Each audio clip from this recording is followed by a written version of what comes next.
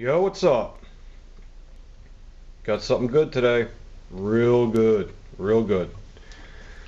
Before I start, there's a couple things I'd like to say about. I've seen a lot of videos that are very similar to other people's videos. You know what I mean? Like, I'm seeing videos like that are almost identical to mine, or they're identical to another guy I know. Dude, I mean, if you guys are going to do videos that are other people's ideas, at least give the guy some credit and mention his name or give him a shout out. You know, if you're starting a YouTube channel and you're having a hard time coming up with an idea for a video and you're surfing YouTube to get some little ideas, there's nothing wrong with that. Everybody does that. I do that. But if I get a particular idea about a video from a certain guy's channel, I'll let people know, hey, you know, I found this out from this guy's channel. I found this out from that guy's channel. I don't steal people's ideas and just don't say anything and pretend it's my idea, because you know what? The guys that watch YouTube all the time, they're going to catch that shit. They're going to catch it, and they're going to let you know about it. They're going to let me know about it. They're going to let other people know about it. Say, yo, dude, I seen this guy's video. It's identical to yours. He just totally copied your video. So don't do that. You know, it's not good to do that. I'm just telling you, it's not good to do that. Everyone knows there's a couple guys out there that do that, and no one takes them seriously. Nobody watches their channel. That's why they ain't got no subs, because no one has any respect for them. If I ever do that, which I have done in the past, I always mention the channel owner's name. Like, I say, hey, I found this out from Cutlery Lover Jeff. It was a good idea, so I figure I'll let you guys in on it too. Or I found this out about a 1911 from Lima Life. You know what I mean? She's good. Go check her channel out. There's nothing wrong with doing that. Okay? I don't know. Something bothers me. I gotta let people know. I gotta get it off my chest, and that was bothering me. There's a Sig Sauer box right there, and it's black and silver. I never seen one black and silver before. Not in my gun shop. Usually they're big, bright, and blue. I traded in my P229, and remember I always said if I ever trade in a Sig, it'll be for a Sig. I would never trade a Sig in for a rifle, or trade a Sig in for a revolver, or a 1911, or anything. Because Sig is my top favorite modern combat handgun. The 1911 is my favorite classic handgun. Okay? What I mean by modern is out of the HK, out of the Glocks and XD and M&P and all SR9, all them fucking, you know, all them modern guns that are awesome. I think Sig is superior to all of them. Okay, this here is a Sig P226R. I did go from a 229 to a 226. Really, it doesn't matter to me if it's a 229 or a 226. They're very, very similar. The 226 is a little bit longer. That's the only difference. And the 226 is Sig's claim to fame for making probably the best handgun in the world. It's one of the greatest handguns ever made. Just look up who uses them, okay? I'm not going to get into that. This Sig, this particular Sig, I've seen on the internet, and I've seen before, you know, I even started on YouTube in gun shops, but I could never touch it because they're like $1,200 and $1,300. And here's the problem: there were times I did have $1,200 and $1,300, but the gun wasn't around. So they're not available all the time. You might see one once a year, maybe once every 2 years. You might see one. So it was like, okay, when they had it, I didn't have the money. When I had the money, they didn't have it, or they'd have to order it, and I have to wait 3 months for it. And you know me, guys, I can't wait. I can't wait. That's one of my baddest things. And I just can't wait. I went there, Target Master, which is my favorite gun store in the Delaware Valley, and I seen it. I said, Jesus, they have one. What can I do to get it? Well, I had a lot of credit in Target Master. I had a gift card there. I had a lot of money on it. And I had my Sig 229, which you guys know, I only put a couple hundred rounds through it. Thing was brand new.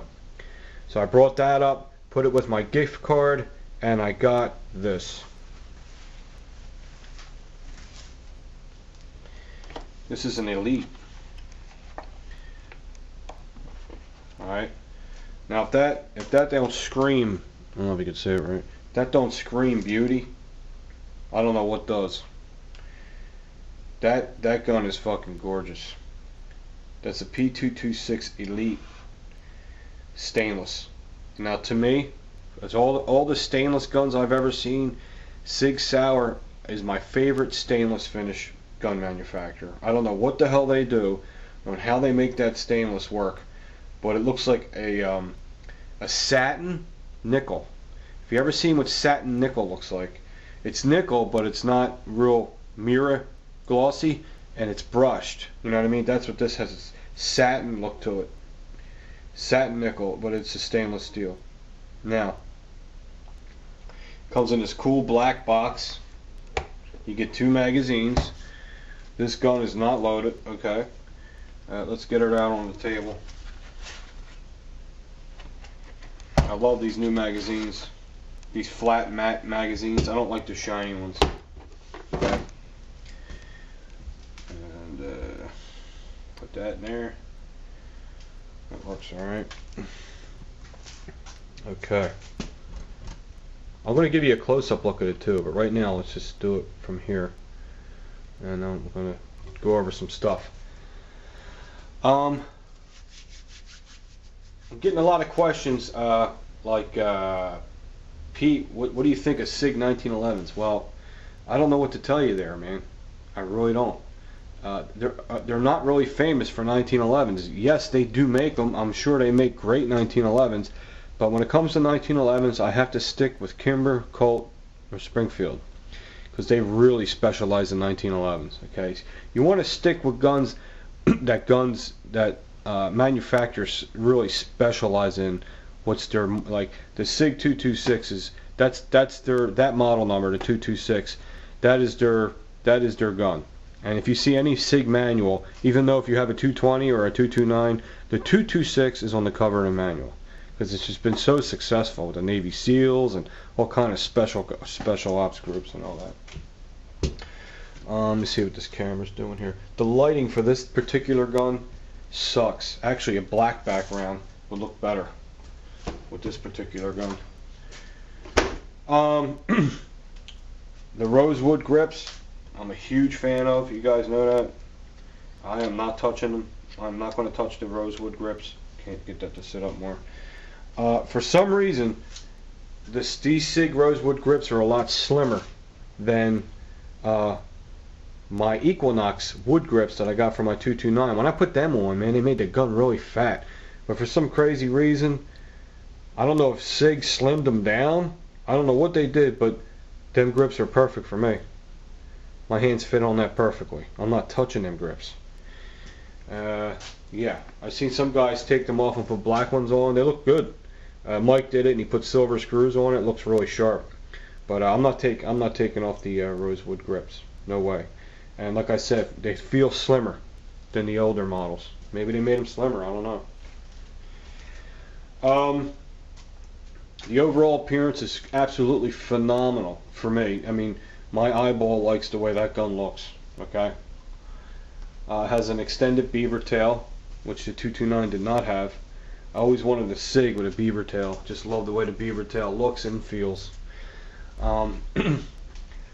It has, we already went over that, the beautiful cherry wood grips. I mean, the finish on the grips is like, I should have buffed it up a little. Let me see. Before I put it on the video. Anytime you do a video on a real pretty gun like this, dudes, fucking wipe it up and let people see how beautiful it is, man. I mean, this is like, this gun is fucking off the hook, fucking unbelievable. So this ain't fucking working too well, is it? Dude, it ain't working. Remember you told me? Use a shotgun shell? Well, not for this gun. Because the trigger guard's too big. Alright, that's good. Yeah, you can't appreciate it in this fucking lighting. I got this fluorescent lights. I might change it. Because for doing videos like this. It's got an accessory rail for a light. Of course, I think a lot of Sigs come with that. It's nothing special. This is a special gun though, I'll tell you in a minute. What I love about this gun is this, it's all steel. It's not half aluminum. The frame's not aluminum. It's steel. The frame's steel and the slide is steel. It's a bad mo. Loving that. What else here? It's got a short reset trigger, which I'll explain that later. It also has night sights. It's got 3-dot night sights. You can see them. I had them next to my bed last night. Man, do they glow. Give you this angle now. But it's just a fantastic looking pistol, man. What else does it have? Has a slanted, angled, checkered mag release button. The mag release button, it's cut on an angle, and it's checkered, and it's really nice the way it works. It's real smooth. It ejects the magazine out effortlessly. You don't have to pull it. It shoots it out like an HK, like that. The HK shoots it out a little stronger though, because they're known for that. It's 42 ounces loaded. Who cares? It's a fucking heavy gun. It's a heavy, even if it was an aluminum frame, it's a heavy gun. It's just a heavy gun. It's the way it is, man. Okay, double action trigger pulls around, I don't know, 10 pounds. And single action's like 4.4, which is perfect. And when it's in full auto, when it's cycling, it's 6.5 pounds. Does anyone know what those letters mean? You know what I'm saying? Like DA and SA, DAO, DAK, SAO, SRT. Would you like to know what they mean? Because I mean, I don't know if that's going to be boring, but I think it's good information. Let's get up close a little bit. Okay. I'll tell you what some of them mean.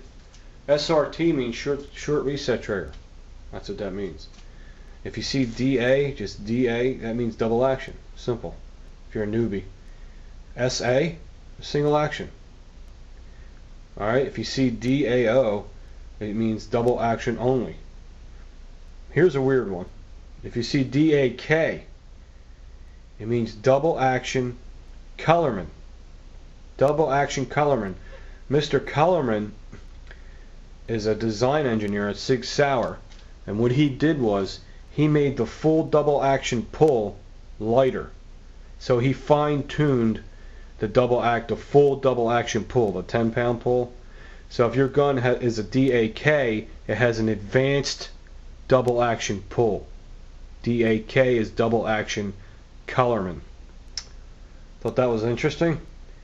And of course SAO is single action only, which only applies to the Sig P220. On some of the Sig P220 models, they're double action only. But I think according to what it's trying to say is only in the Sig P220 models do they have a double action only pistol. That's what they're saying. Speaking of double action, single action, I have that term, but I use that term, but it doesn't affiliate with guns. You really want to know? A double action is when you're in bed with your old lady, and single action's when you're always jerking off all the time. And there's been a lot of single action lately. Anyway, hey, here's something else you gotta know. When you're disassembling a Sig Sauer Elite with a short reset trigger, did you know you have to use the decocker in the middle of taking the slide off? Yes, you do. Yes, you do. I've seen people take apart their stainless Elites, and I don't see them doing it. I think because they just don't know. You know, when you pull back the slide and lock it back, and then you push the lever down, then you release the slide catch and move the slide forward. When this area in here closes back up again, when it looks like this again, when the barrel closes back up, you have to decock. Use the decocker and decock the hammer. Then slide the slide off the rest of the way. Can you get it off if you don't do that? Yeah, you can, but it's not good for the reset trigger. what that does is when you decock that, it resets the reset trigger again. So don't forget to do that. Don't forget to do that, please. I don't see people doing it. Always read your manual, man, when you get an expensive gun like this. Okay? I think I'm missing something here. I forgot. I went blank. What else is fucking new? This gun was on my wish list for a long time, and I am going to do a video about my wish list guns. I already got one off my wish list. Now, a wish list is like something you thought you'd never get, or something that you might get if you ever got like some money somehow, or you got some, you know, car accident, you got some fucking money, or just guns you never dreamed you thought you'd ever have. And this is one of them. I'm real happy about it. I can't believe I got this. I'm going to shoot it very soon. It's a 40 caliber. It's one of my favorite calibers. Just good in between. I can't see getting this in a 9mm. I know a lot of people have them. It's just a huge gun for a 9mm, which would probably be amazingly accurate. The bigger the gun, the heavier the gun, the smaller the caliber, the more accurate it is. Just like a 22 with a bull barrel. But I don't want a 9mm with a gun that big, so 40, I had to at least get the 40 or the 357, and you don't ever really see the 357s too much, so it's the 40. If I want to make it a 357, all I have to do is change the barrel, and that's it. You can use the same magazine, and it'll be a 357. It says right on this magazine here, I don't know if you can see that, 357 or 40. Sig's got their shit together. Another good thing about this Elite, for some reason, Sig's known to have a little bit of play in their slide, side to side, but these Elites are made really tight. There's no wiggle. This is going out to Guard War 1981. He was concerned about that. Dude, if you want a tight Sig, get the Elite. Get the Elite. You won't get any of that play at all. It's tight like a 1911. Let's take a close look at this, because I don't want the video, it's already getting long. Guys, a close look at this thing. Check this out. Talk about craftsmanship. Now these guns are about between $1,100 and $1,300 depending on where you live. Okay? But look at this. I mean, they're worth it. I've seen guns that cost that much and don't look half as good as this one. It's an extremely, extremely finished looking weapon. All the edges are beveled. Really, really beautiful. Did a great job on this thing.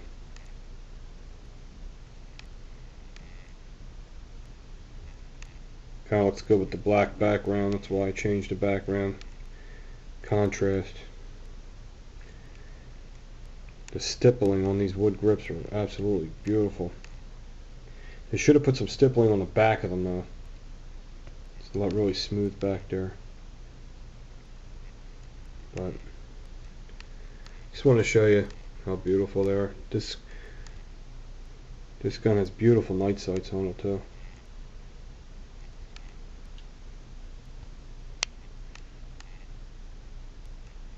We'll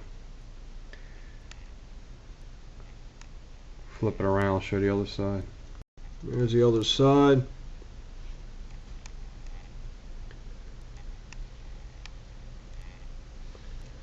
And here it is, Elite.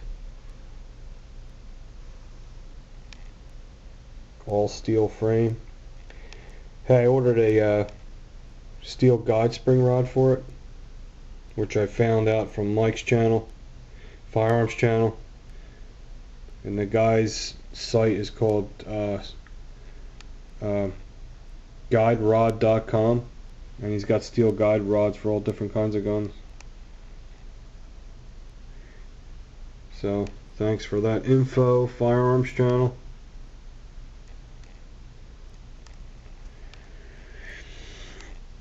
And this is just a beautiful gun just to look at.